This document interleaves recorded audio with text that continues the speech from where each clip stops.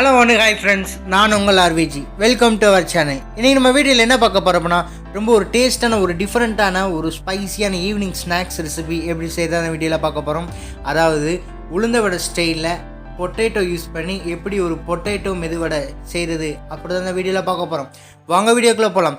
வீடியோக்குள்ளே போகிறதுக்கு முன்னாடி இன்னும் நம்ம சேனலை சப்ஸ்கிரைப் பண்ணாதவங்க மறக்காமல் சப்ஸ்கிரைப் பண்ணிவிட்டு பக்கத்தில் பெல் பண்ணி கிளிக் பண்ணிக்கோங்க. அப்போ தான் நான் போடுற வீடியோ நோட்டிஃபிகேஷன் உங்களுக்கு உடனே வரும். வாங்க வீடியோக்குள்ளே போகலாம்.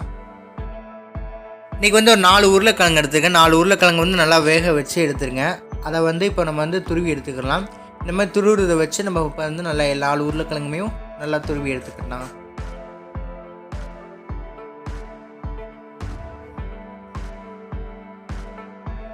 இந்த மாதிரி எல்லாத்தையும் நல்லா துருவி எடுத்துக்கோங்க. இப்போ துருவினில் இப்போ நம்ம பிரெட் கிராம்ஸ் நம்ம ஆட் பண்ணிக்கலாம்.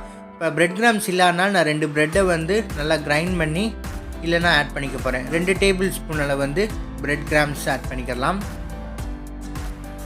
ஆட் பண்ணதுக்கப்புறம் ஒரு 2 டேபிள் ஸ்பூன் அளவு கார்ன்ஃப்ளவர் பவுடர் இப்போ ஆட் பண்ணிக்கலாம். அதாவது சோள மாவு சொல்லுவோம்ல, அந்த சோள மாவு 2 டேபிள் ஸ்பூன் ஆட் பண்ணிக்கலாம். இப்போ ஆட் பண்ணதுக்கப்புறம் ஒரு 3/4 டீஸ்பூன், அதாவது 3/4 tablespoon chilli powder add பண்ணிக்கலாம்.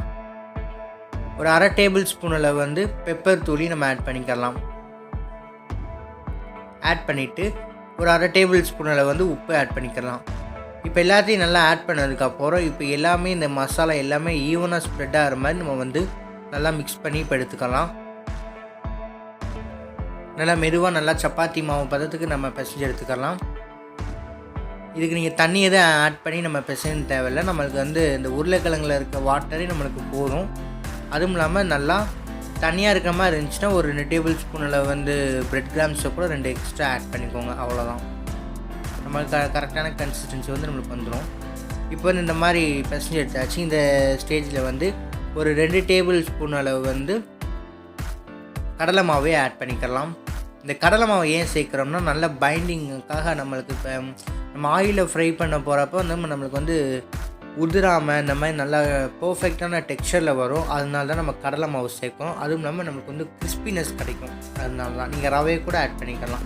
நான் இன்றைக்கி கடலை மாவு ஆட் பண்ணிக்கிறேன்.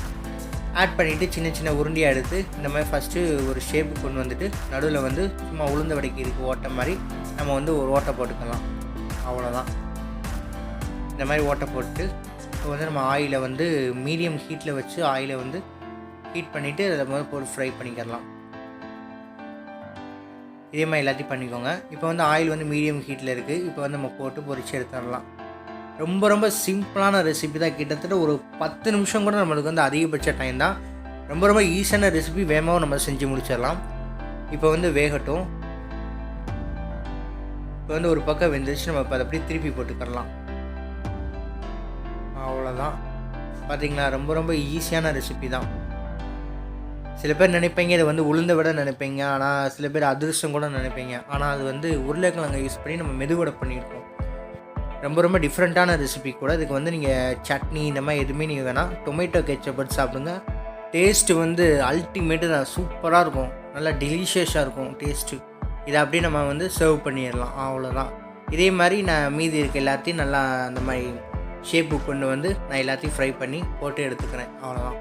இதுக்கு நீங்கள் எந்த ஒரு மசாலாவும் தேவையில்லை. மெதுவடைனா இப்போ நம்ம ஆனியன் போடணும், ஜிஞ்சர், இந்த அப்புறம் பச்சை மிளகா இதெல்லாம் போடணும். ஆனால் இது ரொம்ப சிம்பிளான ரெசிபி. அதே மாதிரி டேஸ்ட்டு வேறு லெவலாக இருக்கும். ஒரு 5 ஸ்டார் ஹோட்டலில் ஒரு ரெசிபி சாப்பிட்ற மாதிரி தான் நம்மளுக்கு இருக்கும். ரொம்ப சிம்பிளான ரெசிபி தான். ஆனால் கண்டிப்பாக நீங்கள் தாராளமாக பிகினர்ஸ் கூட ட்ரை பண்ணால் ரொம்ப ஈஸியாக கூட செஞ்சு முடிச்சிடலாம்.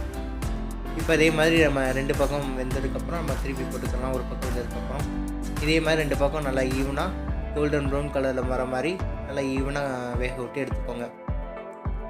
பார்த்தீங்களா, பார்க்கவே டெக்ஸ்சர் அவ்வளோ சூப்பராக அட்ராக்டிவாக இருக்குது. நம்மளுக்கு அப்படியே சாப்பிடணும் போல தான் இருக்கும். கண்டிப்பாக வீட்டில் ட்ரை பண்ணி பாருங்கள். அவ்வளோதான் ஃப்ரெண்ட்ஸ், நம்மளோட டேஸ்டியான ரொம்ப ஒரு சூப்பரான பொட்டேட்டோ மெதுவடை நம்ம ரெடி பண்ணிட்டோம். இதை நீங்கள் கண்டிப்பாக வீட்டில் ட்ரை பண்ணி பார்த்துட்டு ஃபீட்பேக்காக மறக்காமல் கமெண்ட் பாக்ஸில் கமெண்ட் பண்ணுங்கள். இந்த வீடியோ உங்களுக்கு பிடிச்சிச்சுனா லைக் பண்ணுங்கள், ஷேர் பண்ணுங்கள், கமெண்ட் பண்ணுங்கள். மறக்காமல் உங்கள் ஃப்ரெண்ட்ஸுக்கு ஷேர் பண்ணி நம்ம சேனலை சப்ஸ்கிரைப் பண்ண சொல்லுங்கள். சப்ஸ்கிரைப் பண்ணிவிட்டு பக்கத்தில் பட்டன்ல கிளிக் பண்ண சொல்லுங்கள். அப்போ தான் நான் போடுற வீடியோ நோட்டிஃபிகேஷன் உங்களுக்கு உடனே வரும். இன்னொரு அருமையான ரெசிபியில் நம்ம சந்திக்கலாம். தேங்க்ஸ் ஃபார் வாட்சிங் திஸ் வீடியோ.